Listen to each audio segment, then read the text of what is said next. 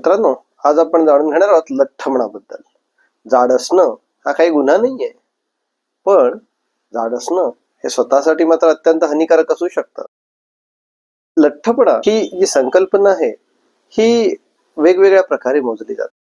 अनेकदा बारीक दिसणारा मनुष्य पण लठ्ठ असू शकतो, कारण लठ्ठपणाचे एकक हे ट्रंकल फॅट किंवा विसरल फॅट यावरती असतं. आपल्या माधव क्लिनिक मध्ये आपण बॉडी कंपोजिशन अनालिसिस करून विसरल फॅट मोजून देतो, तेही अगदी मोफत. मात्र तुम्ही घरच्या घरी लठ्ठपणा मोजू शकता. याला म्हणतात वेस्ट टू हिप रेशो.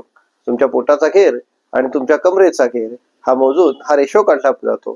पुरुषांमध्ये 0.8 आणि स्त्रियांमध्ये 0.9 च्या पेक्षा जास्त जर गुणोत्तर आलं तर तुम्ही लठ्ठ आहात असं समजा.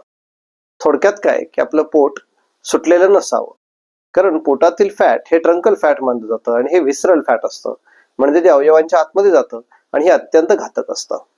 स्त्रियांमध्ये 40 नंतर लठ्ठपणामध्ये वाढ व्हायला लागते. या ओबेसिटीला सार्कोपेनिक ओबेसिटी म्हणतात. सार्कोपेनिक ओबेसिटी म्हणजे स्त्रियांचे मसल तुटतात, डिग्रेड व्हायला लागतात आणि त्याचबरोबर वजन वाढायला लागतं. म्हणजे वजन वाढतं पण शारीरिक शक्ती कमी होते. यामुळे 40 नंतर येणारी ओबेसिटी स्त्रियांसाठी अनेक आजार घेऊन येते. मग यावर उपाय काय?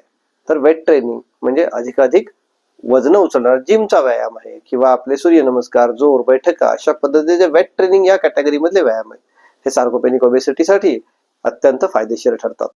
याचबरोबर होमिओपॅथीमध्ये या सार्कोपेनिक ओबेसिटीसाठी अनेक उत्तमोत्तम औषध आहेत, जसं की कल्केरिया कार्ब, सेपिया, थुजा या औषधांच्या सहाय्यानं आपण ही सार्कोपेनिक ओबेसिटी नक्की कमी करू शकतो. आणि यातील सर्वात किंग रेमेडी म्हणजे फायटोलॅका. स्त्रियांसाठी फायटोलॅका हे तर एक अमृतच आहे, जे लठ्ठपणा कमी करतं, स्त्रियांच्या अनेक तक्रारी कमी करतं. या लठ्ठपणामुळे पुढे अधिक भार पडून गुडघे दुखायला लागतात. गुडघे दुखतात म्हणून चालणं कमी म्हणून वजन वाढतं, वाढलेल्या वजनाने पुन्हा गुडघे दुखतात. ह्या VCS सायकल मध्ये जर एकदा फसलात तर लवकर सुटका होण्याची काही संधीच नसते. पण अशा वेळी होमिओपॅथी औषधं तुमचं वजनही कमी करतात, तुमच्या स्नायूंना बळकट बनवतात, गुडघ्यामधील वेदना कमी करतात आणि तुम्हाला तंदुरुस्त ठेवतात. साधारणपणे हे जे ट्रंकल फॅट आहे, म्हणजे पोटाची जी चरबी आहे, घेर वाढलेला आहे, ह्याच्यामुळे इन्सुलिन रेझिस्टन्स येतो. कारण खूप जास्त प्रमाणामध्ये इन्सुलिन या फॅटमध्ये जिरून जातं आणि मग इन्सुलिन रेझिस्टन्स यायला लागतो. हा इन्सुलिन रेझिस्टन्स हा मधुमेहाकडे घेऊन जातो. साधारणपणे इन्सुलिन रेझिस्टन्स आल्यानंतर मानेवरती काळेपणा दिसायला लागतो. याला अकॅन्थोसिस निग्रिकन्स अशी टेक्निकल संज्ञा आहे. याच्यावरून आपण ओळखून घ्यायचं की आपण मधुमेहाकडे वाटचाल करतोय. म्हणजे एखाद्याची मान बघूनही डॉक्टर ओळखू शकतात की याला भविष्यामध्ये मधुमेह होणार आहे का. हा मधुमेह टाळता येतो का? जरूर टाळता येतो. इन्सुलिन रेझिस्टन्स मोडून काढता येतो का? जरूर मोडून काढता येतो. होमिओपॅथीमध्ये यासाठी अनेक उत्तमोत्तम औषध आहेत, जी तुमचा होणारा मधुमेह टाळू शकतात. तुमच्या शरीरामधील इन्सुलिनची पातळी योग्य प्रमाणात संतुलित ठेवतात, विसरल फॅट कमी करतात. पण हे जादूची छडीच फिरवल्यासारखं होत नाही बरं का.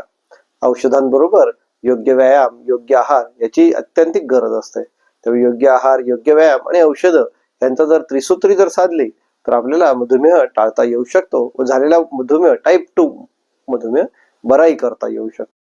या ओबेसिटीमध्ये अनेक आजार तयार करण्याचं क्षमता आहे, कारण कोलेस्ट्रॉल वाढतं, त्याचे प्लाक साठून हृदयविकार येतो. Obesity is the mother of 100 diseases. गुडघेदुखी, टाचदुखी असे अनेक आजार या ओबेसिटीमध्ये येऊ शकतात. पण हे वाढलेलं वजन शेवटी आपल्या गुडघ्यावर किंवा टाचेवरच जातं. प्रेशर पॉइंट्स म्हणलं जातं की जिथे वेट बिअरिंग एरिया आहे तिथले सांधे हळूहळू कमकुवत होऊन दुखू लागतात. हे सगळं होमिओपॅथीच्या सहाय्याने टाळता येतं. कॅल्केनियन स्पर म्हणजे सकाळी उठल्यानंतर पहिलं पाऊल टाकताना पाय दुखणे, त्यानंतर प्लांटार फेशियाटिस यासारख्या आजारांना होमिओपॅथीमध्ये अनेक उत्तम औषधं उपलब्ध आहेत. या सर्व औषधांचा उपयोग करा, आपली ओबेसिटी नियंत्रणात ठेवा